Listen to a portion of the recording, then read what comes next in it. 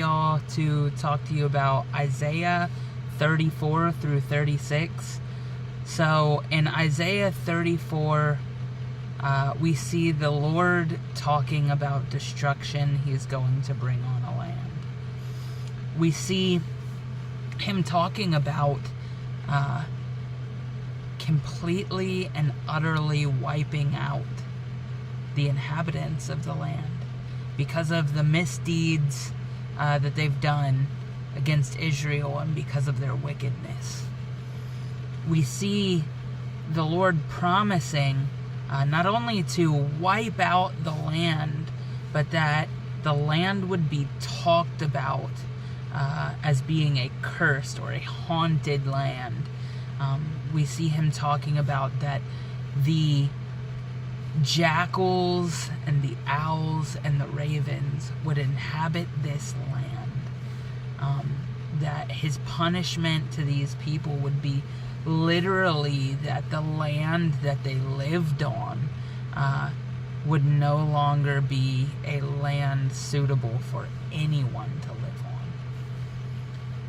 In 35, though, we see a promise made to Israel, a promise to restore, to build, a promise that the very roads that they walk on would be blessed roads, that bears and wild animals wouldn't come to this road, that the road that ran through their land would be a holy road, right? A blessed road. We see that the Lord promises to restore the fields and the deserts in this land. That He would thoroughly bless Israel, right? So we see kind of this contrast between 34 and 35. We see this contrast between those who have chosen to live for the Lord and to follow the Lord and to serve the Lord.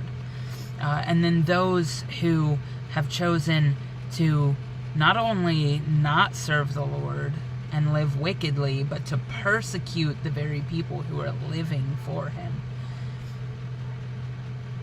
Then we see in 36 a messenger coming to Hezekiah, the king of Israel. We see him coming and threatening the Lord's people, right? Threatening to wipe them out thoroughly. Now, luckily, Hezekiah was a king who was following the Lord. The messenger, though, came and tried to convince the people not to listen to if Hezekiah said that the Lord would defend them, that the Lord would be their guardian. Not to listen to Hezekiah. It's all too similar to the way that the enemy tries to come against us when we try to stand for the Lord. The way we see many people talking to the Israelites, couple of instances with the prophets of Baal, going, well, where is your Lord? Where is your God? Now, luckily, we know God has always pulled through. That not even pulled through, showed up, that He has showed up when His people call on Him. What we can see in this situation, and what I think we can apply in this situation, is to understand that when we try to stand for the Lord, when we try to rely on the Lord, that the enemy will try to discourage us in those moments. But if we continue to put our faith in the Lord, He will not abandon us. Even in the times when we doubt, the Lord doesn't abandon us.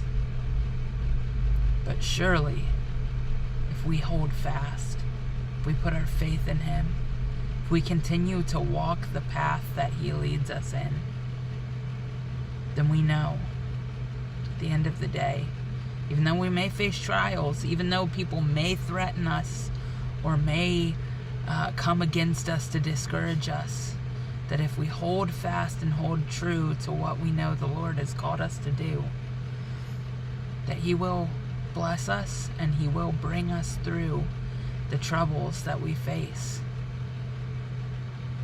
Doesn't mean we won't face hardship from time to time, because we will. We're assured as believers that we will face hardship and that we will face persecution, but that the Lord will be there, just as He was with the 3 Hebrew children as they were in the fiery furnace. They didn't avoid the fiery furnace, but they weren't touched by the fiery furnace. They were brought through. I pray, brothers and sisters, that today, if you face trouble, if you face hardship, don't do like the Assyrians did. Don't do like the Philistines and so many other nations did and didn't put their trust in the Lord. No, put your trust in the Lord.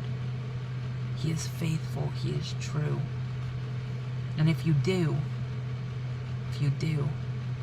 promise you will find yourself living a life that is fulfilling, a life that is worth dying for, is worth facing persecution for.